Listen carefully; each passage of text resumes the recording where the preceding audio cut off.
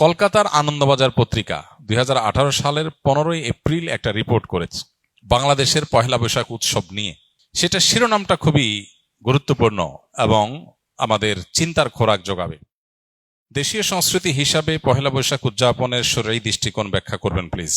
দেখুন, ইসলামে একজন মানুষকে বেঁচে থাকার জন্য আনন্দ, বিনোদন এবং সাংস্কৃতিক যে আয়োজন আছে সেগুলোকে ইসলাম মৌলিকভাবে নিষেধ করে না, বরং পৃথিবীর যে কোনো দেশের যে কোনো অঞ্চলের মানুষের নিজস্ব যে সংস্কৃতি আছে, নিজস্ব যে কৃষ্টি কালচার আছে, এই সমস্ত কৃষ্টি কালচার, আনন্দ, বিনোদন, সংস্কৃতি এগুলোর কোনোটা যদি কোরআন এবং হাদিসের সাথে মৌলিকভাবে কোনো সাংঘর্ষিক কিছু এগুলোতে না থাকে, তাহলে শরিয়া সেগুলোকে অনুমোদন করে, নিষেধ করে না।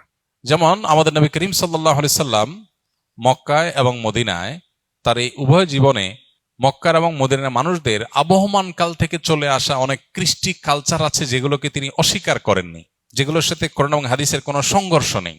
আর যদি কোনোটার কোরআন এবং হাদিসের কোনো বিশেষ নির্দেশনা, নীতিমালা, প্রিন্সিপালস এর কোনো সাংঘর্ষিকতা তিনি দেখতে পেয়েছেন, তাহলে সেটাকে তিনি নিষেধ করেছেন। আরবের মানুষের বহু কৃষ্টি কালচারকে নবী করিম সাল্লাল্লাহু আলাইহি সাল্লাম মৌন সম্মতির মাধ্যমে অনুমোদন করেছেন, কারণ সেগুলোর সাথে কোরআন হাদিসের কোনো সাংঘর্ষিকতা পাওয়া যায়নি। আমাদের দেশে এরকম অনেক কৃষ্টি কালচার গ্রাম বাংলায় ছিল, এখনো অনেকগুলো আছে। যেমন একটা অত্যন্ত পরিচিত উৎসব, একটা সংস্কৃতি আমাদের সমাজের গ্রাম বাংলার ছিল, সেটা হলো নবান্ন উৎসব।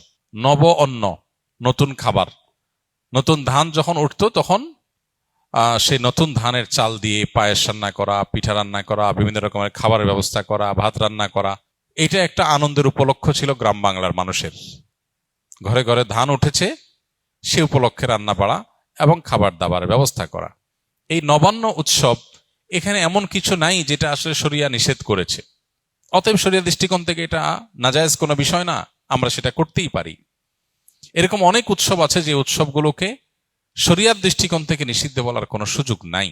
পহেলা বৈশাখের কথা যদি আমরা বলি, তাহলে সেক্ষেত্রে আমরা দেখতে পাই পহেলা বৈশাখ এটা আসলে বাংলাদেশের বা বাঙালি জাতির আবহমানকাল থেকে চলে আসা কোনো কালচার কি না। পহেলা বৈশাখের যে রূপ আমরা দেখতে পাই এখন, এটা তো শুরু হয়েছে 1989 সাল থেকে। ধাপে ধাপে এটা পরিবর্তিত হয়েছে, সেটা আমরা জানি সবাই। বাট এটার একেবারে প্রাচীন রূপ যদি আমরা দেখি পহেলা বৈশাখের, তাহলে দেখতে পাই পহেলা বৈশাখ উপলক্ষে মূলত জমিদারি প্রথা যখন চালু ছিল এ অঞ্চলে, তখন জমিদাররা বছরের যে খাজনা নিত কৃষকদের কাছ থেকে, এই খাজনা তোলার শেষে বছরের প্রথম দিনে তারা এই পহেলা বৈশাখে তারা একটু মিষ্টি মন্ডা প্রজাদেরকে খাওয়াতো। তাহলে এটা ছিল খাজনা উত্তোলন উৎসব, যেটা করতো জমিদারেরা। জমিদার প্রথা বিলুপ্ত হয়ে যাওয়ার পর এই খাজনা উত্তোলন প্রথাও বিলুপ্ত হয়ে গেছে। এরপরে পহেলা বৈশাখের দ্বিতীয় ধাপে যে কালচারটা আমরা আমাদের শৈশব থেকে দেখে বড় হয়েছি গ্রাম বাংলায়, সেটা হলো গ্রামে শহরে সব জায়গায় একটা কালচার ছিল, সেটা হলো হাল খাতা। সারা বছর যত রকমের ব্যবসা বাণিজ্য হতো, বিশেষ করে মুদি মালামাল, অন্যান্য যে সমস্ত সব রকমের ব্যবসা বাণিজ্যই যেগুলো চলমান ছিল, দোকানদারেরা তাদের সারা বছরের যে লেনদেন হতো, বাকিতে যে লেনদেন হতো, এই সব পাওনাদারদেরকে চিঠি দিত চৈত্র মাসে যে পহেলা বৈশাখ শুভ হাল খাতা, দোকানে আসবেন, দেনা পরিশোধ করবেন, যেহেতু দেনা পরিশোধ করছেন সেজন্য আপনাকে একটু মিষ্টিমুখ করানো হবে। এই হাল খাতার কালচার গ্রামে শহরে সব জায়গায় ব্যাপকভাবে আমাদের দেশে প্রতিষ্ঠিত ছিল। সারা বছরের দেনা পহেলা বৈশাখে এসে পরিষ্কার করে, ক্লিন করে, নতুন করে আবার খাতা খোলা হতো। এই জন্য এটার নাম ছিল হাল খাতা। এই হাল খাতা হলো পহেলা বৈশাখের দ্বিতীয় ধাপের সংস্কৃতি বাংলাদেশের মানুষের বা বাঙালির।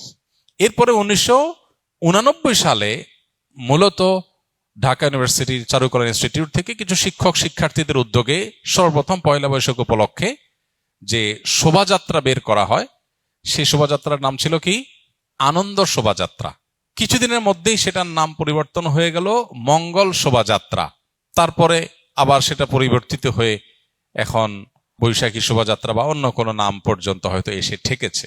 এই যে মঙ্গল শোভাযাত্রা, যেটি পহেলা বৈশাখ উপলক্ষে দীর্ঘ বেশ অনেক বছর যাবৎ খুব ঘটা করে প্রতিপালিত হয়েছে আমাদের সমাজে, এটা প্রথম কথা হলো বাংলাদেশের মানুষের বা বাঙালি জাতির আবহমানকাল থেকে চলে আসা কোনো কালচার না।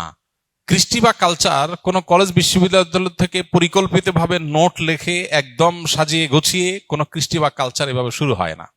আমাদের বাংলাদেশের মানুষের যে আবহমান কাল থেকে যে চলে আসা কালচারগুলো একেবারে মানুষের ভেতর থেকে উঠে এসেছে, এই পহেলা বৈশাখ উপলক্ষে মঙ্গল শোভাযাত্রার নামে যা হচ্ছে, অন্তত এটা কখনো সে আবহমান কাল থেকে চলে আসা বাংলাদেশের মানুষের মধ্য থেকে গড়ে ওঠা বেড়ে ওঠা কোনো কৃষ্টি বা কালচার না। এটা হলো প্রথম কথা। দ্বিতীয় কথা হলো যে এই পহেলা বৈশাখের মঙ্গল শোভাযাত্রাকে ঘিরে যত আয়োজন হয়ে থাকে, বিশেষ করে মঙ্গল শোভাযাত্রা যে বিভিন্ন প্রাণীর মুখোশ এবং বিভিন্ন রকমের প্রাণীর ভাস্কর্য এটা নিয়ে যে র্যালি বের করা হয়ে থাকে, খুব সচেতনভাবে আপনি লক্ষ্য করলে দেখতে পাবেন এখানে পেঁচা, ইঁদুর, হাঁস, ময়ূর এমন কিছু প্রাণীর মুখোশ সেখানে খুবই পরিকল্পিতভাবে ব্যবহার করা হয়, প্রদর্শন করা হয়, যেগুলো একটা বিশেষ ধর্মের মানুষের ধর্মীয় বিশ্বাসের সাথে সংশ্লিষ্ট, যেগুলোর অনেকগুলোই হিন্দুদের বিভিন্ন দেবতার বাহন হিসেবে হিন্দু ধর্মে এটি প্রতিষ্ঠিত।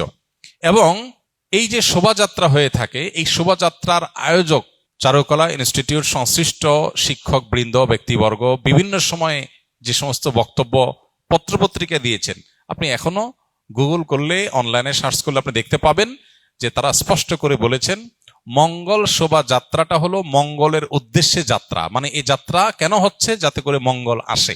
তো একজন ইমানদার তিনি মঙ্গল আসার জন্য দোয়া করবেন আল্লাহর কাছে, আর চেষ্টা করবেন, পরিশ্রম করবেন। প্রতিদিন প্রতি ওয়াক্ত নামাজে আল্লাহ আমাদেরকে মুয়াজ্জিনের মাধ্যমে ডাক দিচ্ছেন, হাইয়া আলাস সালাহ হাইয়া আলাল ফালাহ, মঙ্গলের পথে আসো।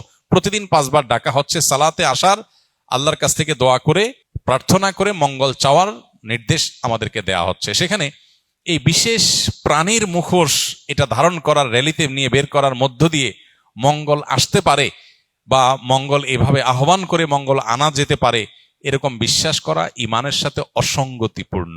এই বিষয়গুলোকে সামনে রাখলে স্পষ্ট হয় যে এটা আসলে মুসলমানদের উপর চাপিয়ে দেওয়া একটা সংস্কৃতি, যেটা মূলত অনেক ক্ষেত্রে হিন্দু ধর্মের মানুষদের সংস্কৃতি, সেটা মুসলমানদের উপরে চাপিয়ে দেওয়া হচ্ছে।